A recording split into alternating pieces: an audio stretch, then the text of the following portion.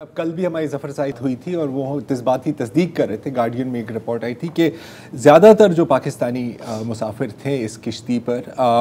उनको किश्ती के तह के अंदर ना सिर्फ तह के अंदर रखा गया था बल्कि ताला लगा दिया गया था और इसीलिए शायद इतने कम बच पाए हैं। तो कल क्योंकि इंटरनेट कनेक्शन की थोड़ी मुतासिर हो गई थी, ये सवाल नहीं पूछ सका, तो इस बार ये सवाल पूछा है जफर साहब से कि ऐसा क्यों हुआ, पाकिस्तानियों के साथ ऐसा क्यों सलूक किया गया जा रहा था। सुनिए। इस कश्ती में जो पाकिस्तानी थे उनको उनकी ज्यादा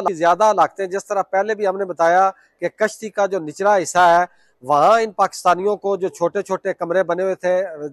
मछलियां स्टोर करने के लिए, उन कमरों के अंदर इन पाकिस्तानियों को बंद किया गया। और जिस तरह पहले भी हमने बताया कि कुछ पाकिस्तानी इस हादसे से पहले ही दम घुटने और पानी ना मिलने की वजह से इनकी हलाकतें हुई और इसमें जो मिस्री एजेंट माफिया था उनकी तरफ से इंतहाई जो है वो गैर इंसानी सलूक जो है वो बरता गया, खुसूसन पाकिस्तानियों के साथ। क्योंकि बाकी कुछ लोग जो तो वो बैर थे, लेकिन पाकिस्तानियों को ये जो मिस्री एजेंट माफिया है इन्होंने नीचे उनको बंद किया। हालांकि हर पाकिस्तानी हमारी इतलात के मुताबिक इसने तकरीबन 7 से 8 हजार डॉलर जो है वो पे किया था, लेकिन फिर भी इन पाकिस्तानियों के साथ जो है वो नारवा सलूक जो है वो बरता गया और इन पाकिस्तानियों को इन छोटे छोटे कमरों में जो है बंद किया गया और बाहर से ये दरवाजे जो है ये लॉक किए गए और